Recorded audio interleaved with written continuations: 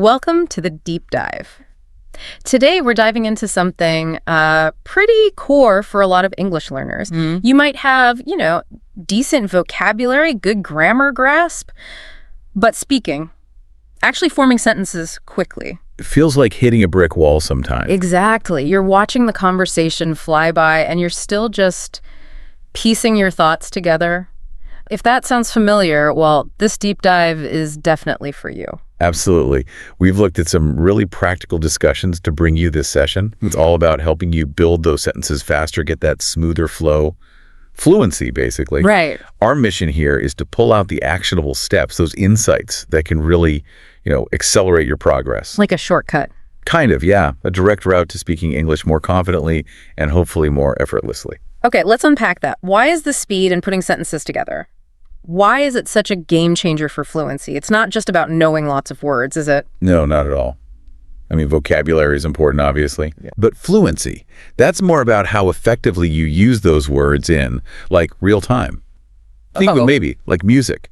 You can know all the notes, but if you can't string them into a tune smoothly... You're not really making music. Exactly. Quick sentence building lets you share your ideas without those...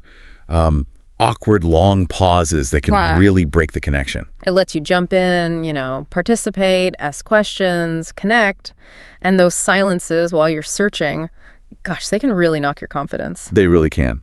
And fluency isn't about being perfect, not at all. It's more about keeping a kind of rhythm going. When you can assemble sentences faster, you naturally hesitate less. And that hesitation reduction, that itself boosts your confidence. Okay. And there's something else interesting here. How building sentences faster can actually start to change how you think. How so? Well, as you get better at it, your brain relies less on translating from your first language. The constant translation loop. Right. You start to engage more directly in English. Yeah. It's a huge step, moving from thinking about English to actually thinking in English. That makes a ton of sense. So sentence building is like the foundation. Pretty much. Get that strong. And then conversation, listening, just speaking in general. It all gets easier. Precisely. It underpins everything else. Okay, so it's crucial. But what are the typical things that trip people up? What are the common struggles here? Well, you mentioned one big one already. Thinking in my native language first. Yeah, guilty. It feels natural, right? But translating word for word, it often leads to sentences that sound, well, clunky.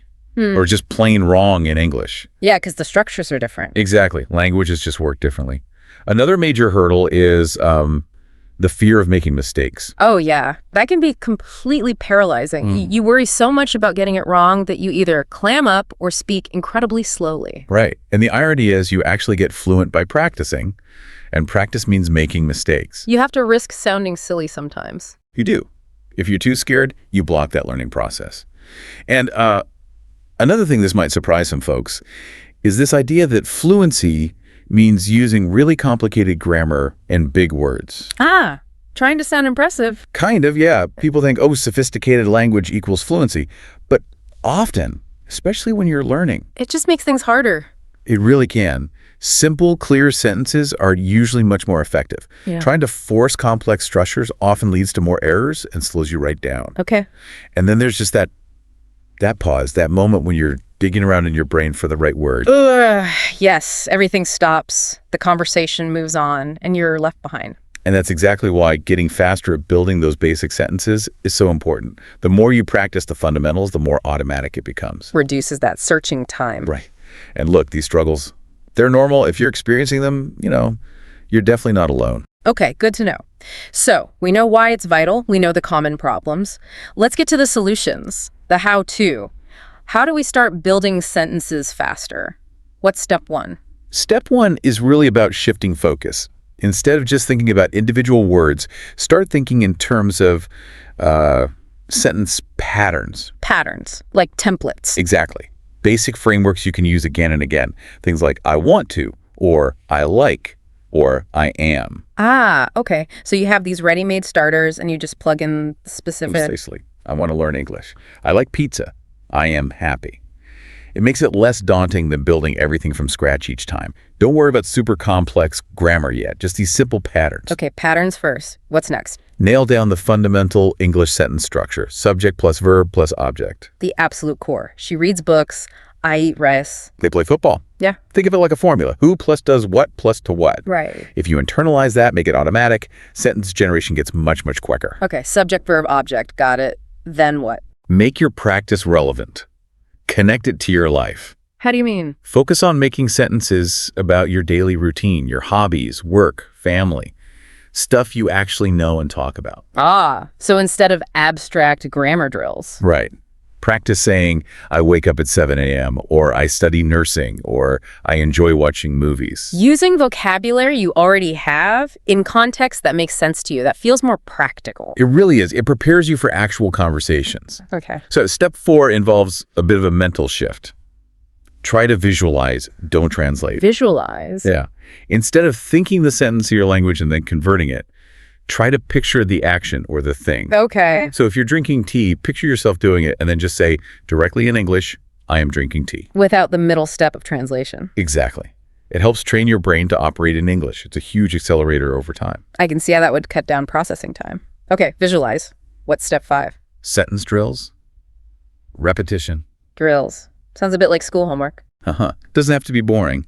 Just pick, say, 5 or 10 basic sentence patterns. Okay. And repeat them, but swap out words.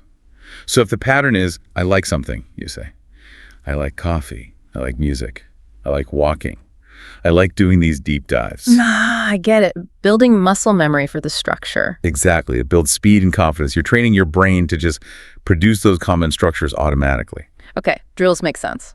Step 6. This one's called shadowing. Shadowing, like following someone. Kind of.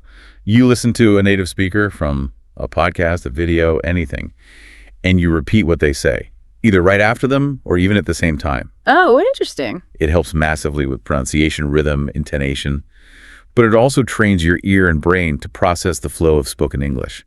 Makes it easier to understand and respond faster. So you're tuning into the music of the language. That's a great way to put it. And finally, step 7. Simple, but super effective. Speak out loud, even if you're alone. Talking to yourself.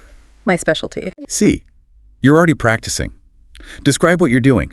I am cooking dinner. I am reading an email. I am learning English sentence structure. Right. It engages your mouth, your brain, makes you more comfortable actually using the language. No partner needed. Okay, those are really concrete steps. Patterns, SVO, real-life practice, visualize, drills, shadowing, and speak aloud. That sounds like a solid plan. It is. And applying these consistently, that's where you'll see real improvement in speed and fluency. Remember, it's progress, not perfection overnight. Right. So, okay, we can build the sentences faster with these steps, but taking it further, practicing for actual, smooth fluency. What are the key things there? Well, first and foremost, maybe the most important thing, practice speaking every day. Every single day. Even if it's just for, say, 10 or 15 minutes, consistency is absolutely key. Speaking is a skill, like playing piano. You got to do it regularly. Small, consistent effort beats occasional long sessions. Yeah, definitely. Another really good fluency hack is repeating the same sentence, but with little changes. How does that work? Take a basic sentence. I'm going to the store. Say it, and then change the subject. He's going to the store. They're going to the store. My friend is going to the store. So you're not just repeating like a parrot. You're actively tweaking the grammar. Exactly. It makes your brain and mouth connect better, makes it feel more automatic. And of course, you need to use it in real life. Putting yourself out there, that can be scary. It can feel that way, yeah. Huh. But it's where the real growth happens. Ask a question online, try a short chat, join an English group. And if you're shy or don't have people to talk to, role-playing is fantastic. Role-playing, like acting. Pretty much. Pretend you're ordering coffee, booking a hotel room, asking for directions. You can do it alone. It prepares you for those real situations in a safe space. Okay, that sounds less intimidating. Another big one. Listen actively to native speakers and then imitate them. Not just listen to them, but listen for specific things. Right. Notice how they link words, their intonation, the ups and downs, where they pause naturally. Then try to copy that when you speak. It makes your English sound way more natural. Okay, imitation. And here's one that feels weird at first, but it's powerful. Record yourself speaking. Oh, I don't know if I could listen back. It can be cringeworthy initially. But it's amazing feedback. Pick a topic, talk for a minute, then listen. You'll spot things, maybe too many ums, maybe a pronunciation issue that you wouldn't notice otherwise. Like getting an objective view. Okay, maybe I'll try it. Definitely worth it. Also, make it easier on yourself by talking about things you know well. Like hobbies, daily life. Exactly. When you're familiar with the topic, you spend less brain power searching for words and can focus more on the flow, Stick to your comfort zone sometimes. especially when focusing on fluency itself. Yeah. And finally, just remember, consistency over perfection. Always. Right. Some days will feel great, others like you're stuck. Just keep practicing regularly. Fluency is a marathon, not a sprint. Small steps, keep moving forward. Got it. Okay, let's lighten things up. Learning needs to be fun too, right? Any fun, easy ways to sneak in extra practice? Oh, absolutely. Making it enjoyable is key to sticking with it. One simple one is mirror talk. Mirror talk, literally talking to your reflection. Yep. Stand in front of the mirror, talk to yourself in English. Simple stuff. Hi, how are you? I'm going to study now.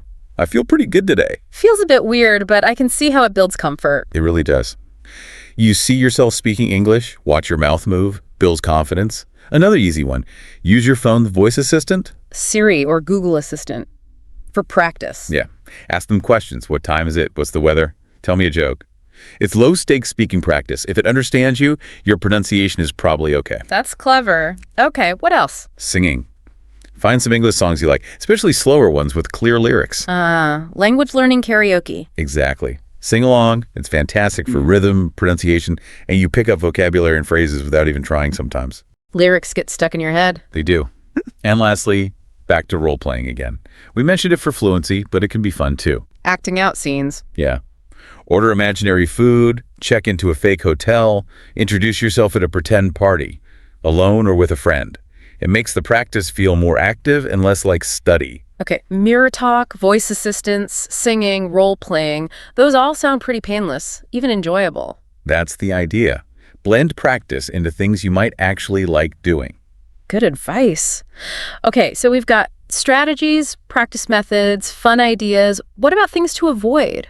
Are there common mistakes people make when building sentences that we should watch out for? Yes, definitely a few recurring ones. Knowing them helps you steer clear. Number one is that direct translation trap we talked about. Thinking in language A, swapping words for language B. Exactly. English structure is often just different. Word for word usually sounds unnatural, maybe even wrong, like saying car red instead of red car if your language puts adjectives after nouns. So learn the English patterns, don't just translate. Precisely. Mistake number two, forgetting the subject or the verb. Oh, like just saying going market. Right. In English, you almost always need both. I am going to the market. Yeah. She is going. Even short sentences need that core. Subject and verb are essential. Got it. Another common one, especially early on, is getting the verb tense wrong. Past, present, future. Yeah, verbs change form conjugation depending on when the action happened. Saying yesterday I go instead of yesterday I went. It confuses the timeline. You got to match the verb tense to the time. Pay attention to time. Okay. Anything else? Yeah, one more. Trying to make sentences too long or too complex, especially when you're still building fluency. Trying to sound smart again. Maybe.